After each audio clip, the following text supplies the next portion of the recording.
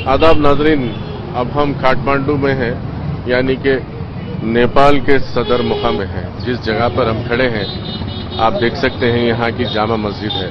25 तारीख को यहाँ पर जो ज़बरदस्त ज़लज़ला आया था जिसमें हज़ारों मकानात, हज़ारों इमारतें ढह गई थी और करीब 10,000 लोग ख़त्म हुए और करीब 12,000 लोग ज़ख्मी हुए हैं और कई बेघर हुए हैं। अभी तक भी मलबे के नीचे कई हज़ार अफराद दबे हुए हैं। ऐसे हालात में आप इस जामे मस्जिद को देखिए, खुदा की कुदरत देखिए, ये अल्लाह का घर जो का तो महफूज रहा। इस जितने लोग आकर ज़लज़ले के दौरान पनाह के लिए ठहरे थे वो सारे के सारे बच गए।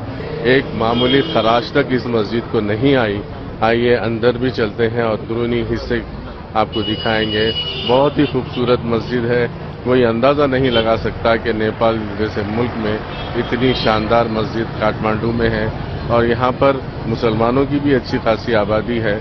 जिस तरह हमारा रेशियो यानी कि मुसलमानों का रेशियो हिंदुस्तान में है उसी तरह मुसलमानों का रेशियो यहाँ पर नेपाल में है।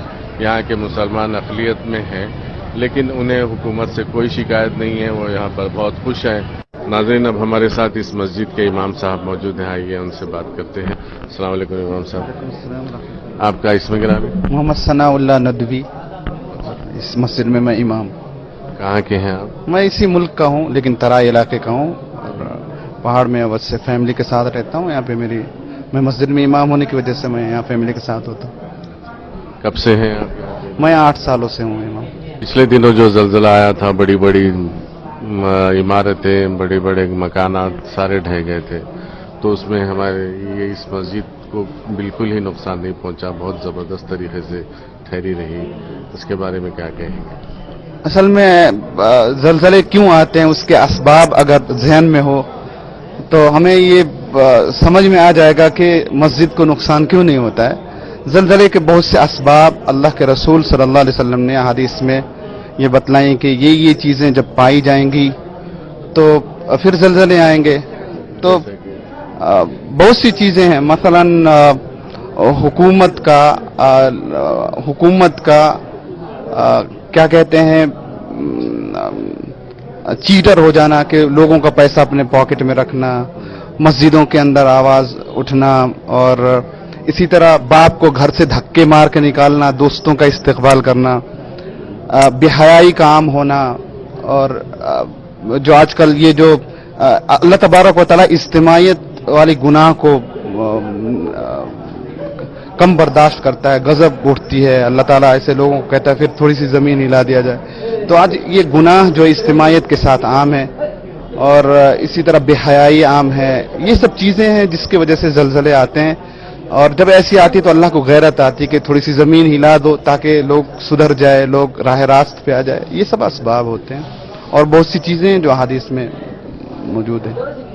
अल्लाह का फजल करम है कि जैसे हम लोग अल्लाह ने हम लोगों को बचा लिया। जिस घर में से हम दूसरे घर में शिफ्ट किए जुमा के दिन, शनिचर के दिन 12 बजे आया, जब वो घर छोड़ दिए तो सारा घर गिर गया।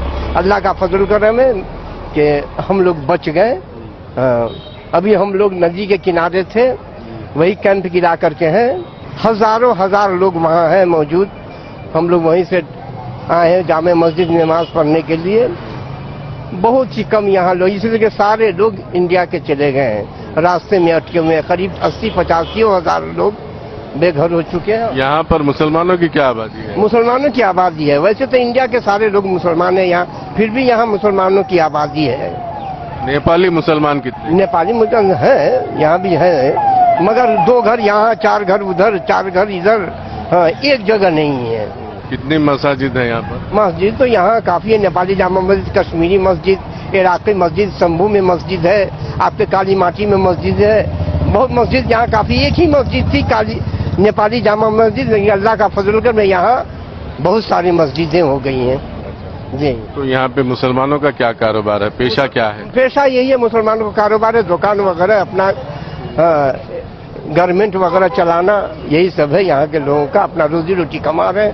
हाँ, माशाल्लाह बड़ी खूबी के साथ यहाँ जो थे रहते थे। लेकिन अल्लाह का क्या करम हुआ, अल्लाह ताला ऐसा दिन किसी बदनसीब को न दिखलाए। हम लोग नजर के साथ मुसलमानों के साथ आपकी हुकूमत का कैसा रवैया है? न है, ठीक है, अल्लाह का फजल करम है, ठीक है।